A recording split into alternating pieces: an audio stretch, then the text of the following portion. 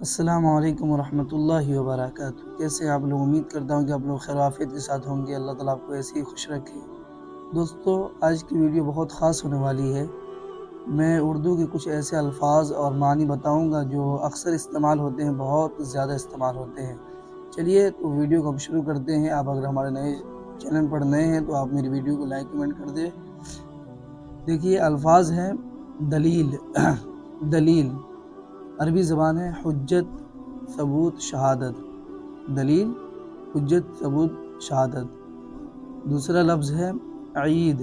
عید جو بار بار آئے، مسلمانوں کا جشن کا روز، خوشی کا تہوار، عید۔ تیسرا لفظ ہے دیر۔ یہ فارسی زبان ہے، وقفہ، عرصہ، مدت۔ معنی ہے وقفہ، عرصہ، مدت۔ دید، نگاہ، نظر۔ دید، نگاہ، نظر۔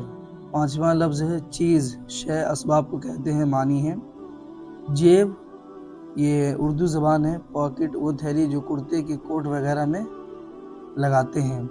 چیخ، چلاہٹ، زور کی آواز۔ ٹیم، یہ ٹیم جو ہے انگریزی زبان ہے، مل کر کام کرنے والوں کی جماعت۔